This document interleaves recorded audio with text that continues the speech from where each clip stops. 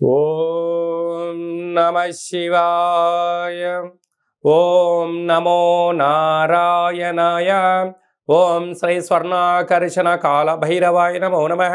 ఓం ఒటుక కాల భైరవాయ నమో నమః. హరి ఓం.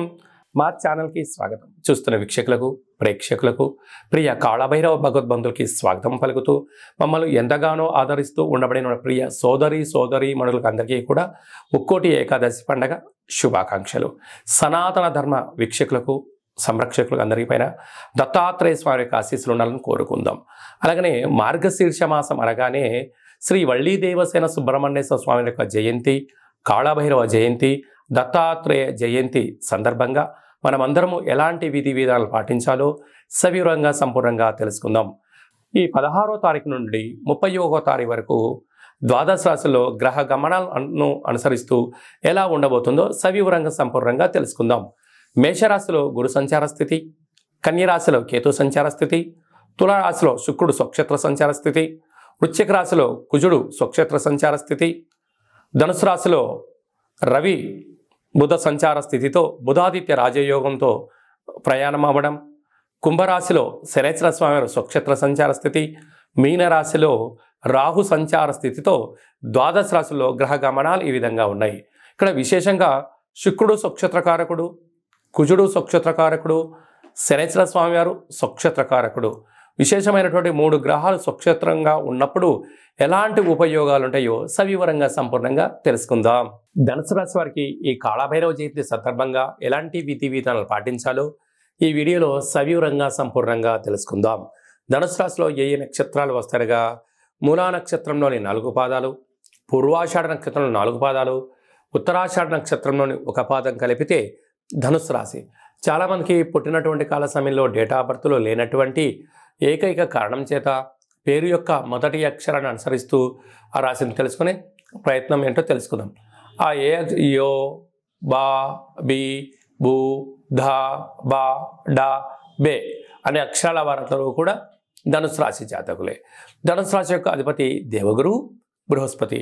వీరికి రాశిలోనే రవి బుధ సంచార స్థితి ఉండడం వలన, బుధాదిత్య రాజయోగం కారణం వలన ప్రభుత్వానికి సంబంధించిన అనుమతులు కానీ, వీసా స్టాంపింగ్లు కానీ, ప్రభుత్వ ఆర్డీఓ, ఎంఆర్ఓ, కలెక్టరేట్, సెక్రటరీ నుంచి మీకు రావాల్సినటువంటి భూమి కానీ, పత్రాలు కానీ, ఏమన్నా లోన్స్కు సంబంధించిన వ్యవహారాలు కానీ మీకు అనేకంగా చేతికి అందడము, మీరు చేస్తున్న ప్రతి పనిలో గృహంలో ఉండబడిన వారందరూ పెద్దవారు వారి యొక్క సలహాలు సూచనల మేరకు అద్భుత యోగానికి మీరు స్వాగతం పలకబోతున్నారు.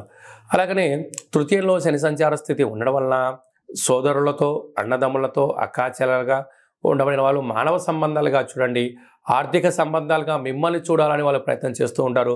వాటికి ఎంతో దూరంగా ఉండగలిగితే బంధం 10 కాలాల పాటు పచ్చగా ఉంటుంది. వారు మిమ్మల్ని మీ ద్వారా ఎప్పుడు కూడా ధనాన్ని, వస్తువులను, గిఫ్ట్ అని అనేక రకాలుగా వాటిపైన మీ మీద ఎక్కువగా అంచనాలు వేయడం వలన ఆ అంచనాలకు మీరు అందుకోలేకపోతే మీరే వారికి శత్రువులు అయ్యే పరిస్థితి చాలా అధికంగా ఉంటుంది. కనుక మౌనం, ధ్యానం, చిరునవ్వు, ఆధ్యాత్మికతతో కాలాన్ని ఎల్లదీయడమే మీకు యోగదాయకం అని చెప్పి గమనించాలి.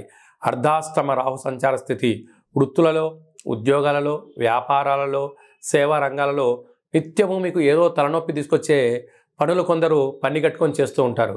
కనుక వాటిని మీరు పెద్దగా ఆలోచించకుండా ఆధ్యాత్మికంగా యోగా, మెడిటేషన్, ధ్యానం, సాధన, ఆత్మజ్ఞానంతో వాటిని మనోధైర్యంతో ఎదిరించగలిగినట్లయితే భగవంతుడి యొక్క ఆశీస్సుల వలన అద్భుతమైన విజయం మీ సొంతం కాబోతుందని చెప్పి మీరు గుర్తుపెట్టుకోవాలి. సంతాన స్థానంలో దేవగురు బృహస్పతి సంచారం చేయడం వలన వృత్తులలో, ఉద్యోగాల్లో, వ్యాపారంలో పిల్లల యొక్క చదువులు, స్థిరచరాస్తులు మీ సొంతం కాబోతున్నాయి. కాకపోతే భగవంతుడి యొక్క సేవ, దైవనామ స్మరణ, నిత్య సూర్యారాధన వలన మీకు అద్భుతమైన ఆరోగ్యకరమైనటువంటి అనారోగ్యం నుంచి దూరమయ్యే పరిస్థితి చాలా అధికంగా ఉంటుంది. రాజ్యస్థానంలో కేతు సంచార స్థితి ఉండడం వల్ల మీ దూరపు చూపు, మీ భవిష్యత్తు, మీ ఆలోచన ప్రణాళికాబద్ధంగా విజయం మీ సొంతం కాబోతుంది. లాభంలో శుక్రుడు సంచారం చేయడం వల్ల భూములు, గృహాలు, వాహనాలు, బంగారాభరణాలు, క్రయ విక్రయాలు యోగదాయకం. వ్యయంలో కుజుడు సంచారం చేయడం వలన కుజదోష ప్రభావం కారణం వలన దూర, వాయు, జల ప్రయాణాలు, అష్టమి తిథి, పూర్ణిమ, మీ జన్మ నక్షత్రం రోజున కొన్ని పనులు వాయిదా వేసుకోవడం ఉత్తమోత్తమం. అలాగనే సాఫ్ట్వేర్ హార్డ్వేర్ రంగంలో ఉండబడిన వారు, అలాగనే న్యాయపరమైన చిక్కులు కానీ ఆధ్యాత్మికంగా కానీ ఉండబడిన వారికి, స్వయం వృత్తుల వారికి, సేవా రంగాల వారికి చాలా మంచి కాలము అని చెప్పి గమనించాలి. ఇంకను ఈ డిసెంబర్ నెలలో ద్వితీయార్థంలో అద్భుతమైన విజయం సాధించగలగాలి అన్నట్లయితే ఏం చేయాలో కూడా మనం తెలుసుకుందాం. ఈ యొక్క పాత్రను కంచు పాత్ర అంటారు. కాళభైరవ స్వామి వారి యొక్క స్వర్ణ ఆకర్షణ అక్షయ పాత్ర అంటారు. మనకు రాసులు 12 ఎలా ఉంటాయో ఇందులో 12 రాసులను అచ్చు వేయడం జరుగుతుంది. ఈ యొక్క పాత్రను మన అరచేతిలో ఇలా పెట్టుకొని ప్రతిరోజు ఉదయము సాయంత్రము పూజ చేసిన తదనంతరము 2 అగరబత్తులు వెలిగించి తిప్పి పక్కన పెట్టి మన మనసులో ఏదైతే కోరిక కోరుకొని ఇలా ఒక్కసారి ఇలా శబ్దం చేసినట్లయితే ఓంకార శబ్దం రావడం జరుగుతుంటుంది. ఇలాగా ఇక్కడ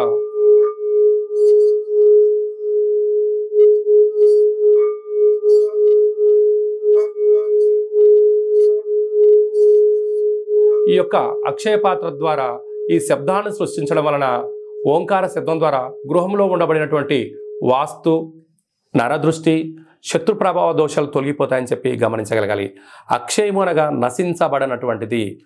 కాలభైరవుడు అనగా కాలం అనేటువంటిది మనకు అనుకూలంగా ఉండేటువంటి పరిస్థితి ఉంటుంది. పిలిస్తే పలికే ఏకైక భగవంతుడే కాళభైరవ స్వామివారు. కనుక మనమందరము కూడా ఈ కాళభైరవ జయంతి సందర్భంగా స్వామివారిని స్మరిద్దాం. గృహంలో కుష్మాండ దీపాన్ని లేక నారికేల దీపాన్ని వెలిగించుకుందాం. అక్షయ పాత్రను సొంతం చేసుకుందాం. ఇంట్లో పెట్టుకొని సకల యంత్ర, మంత్ర, తంత్ర, పరతంత్ర, తాంత్రికపరమైనటువంటి దోషాలు తొలగిపోయి సంపూర్ణమైనటువంటి అష్ట కష్టాలకు స్వస్తి పలికి అష్టైశ్వర్యం స్వాగతం పలకడానికి మనకు కాళభైరవ స్వామికి ఆశీస్సులు ఉంటాయని చెప్పి గమనించగలగాలి. ఆసక్తి గలవారు ఈ కింది నెంబర్ను సంప్రదించి పొందగలరు.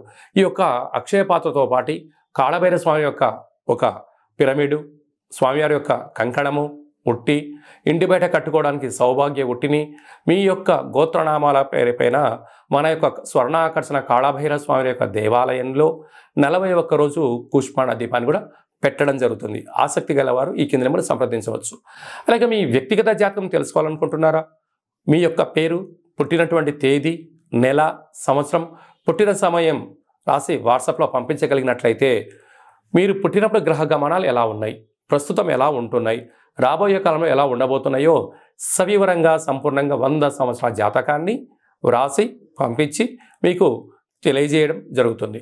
అలాగా డేట్ ఆఫ్ బర్త్లు లేనటువంటి వారికి మీ పేరు యొక్క మొదటి అక్షరాన్ని అనుసరిస్తూ రాశిని తెలియజేస్తూ రమణ శాస్త్రం ద్వారా అనగా గవ్వళ ద్వారా కాళభైరవ ఉపాసన చేత భూత, భవిష్యత్, వర్తమానాన్ని తెలియజేయడం జరుగుతుంది. కనుక మీ వ్యక్తిగత జాతకం తెలుసుకోవాలనుకుంటున్న వారు ఈ కింది నెంబర్ని సంప్రదించి ఆన్లైన్ ద్వారా కానీ ఆఫ్లైన్ ద్వారా కానీ వాట్సాప్ ద్వారా కానీ అపాయింట్మెంట్ తీసుకొని సంప్రదించగలరు.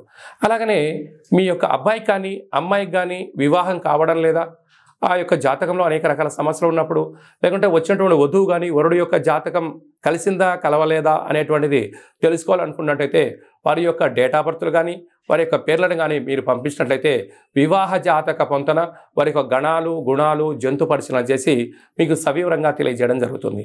అలాగే గతంలో వివాహం చేసుకున్న వారికి దంపతులు మధ్యలో సఖ్యతగా ఉండకపోవడం కానీ, ఒకరిపైన ఒకరు అగౌరవంగా ఉండడం కానీ, 490 కేసులు పెట్టుకోవడం కానీ, పోలీస్ స్టేషన్లో గొడవలు వెళ్తూ అలాగా విడాకుల దాకా వెళ్ళినటువంటి వారందరూ ఎలాంటి ఇబ్బంది పడకుండా మీ యొక్క జాతకంలో కానీ మీ పేరులో కానీ స్వల్పమైనటువంటి మార్పులు చేర్పులు చేయడం వలన మీకు ఉజ్వలమైన మంచి బంగారు భవిష్యత్తుకు ఆధ్యాత్మిక సలహాలు సూచనలు ఇవ్వడం జరుగుతుంది. తెలుసుకునే వాళ్ళు తెలుసుకోవచ్చు. అలాగే మీకు పుట్టినటువంటి అబ్బాయి కానీ అమ్మాయికి కానీ పేరు ఎలాంటి పేరు పెట్టగలగాలి, పేరు యొక్క మొదటి అక్షరం ఏం రాగలగాలి, రాబోయే కాలంలో ఆ పేరులో ఉండబడిన వైబ్రేషన్స్ విషయం తెలుసుకొని పేరు పెట్టినట్లయితే, అంటే ఏదైనా కూడా ఒక వ్యవస్థలు కానీ సంస్థలు కానీ ఒక వ్యక్తి పేరును బట్టి తన యొక్క జీవన గమనం ఆధారపడి ఉంటుంది. కనుక వాటి పేర్లను మన యొక్క దేవాలయంలో ఆధ్యాత్మికమైనటువంటి అద్భుతమైనటువంటి మంచి పేర్లను మీకు సజెషన్ చేయడం జరుగుతుంది. కనుక ఆసక్తి గలవారు ఈ కింది నెంబర్ సంప్రదించి అపాయింట్మెంట్ తీసుకొని సంప్రదించగలరు. అందరికీ కళవు వెంకటనాయక అన్నట్టుగా వెంకటేశ్వర స్వామి ఆశీస్సులు ఉండాలని కోరుకుందాం. అందరినీ ఆశీర్వదించడం ప్రార్థన చేద్దాం.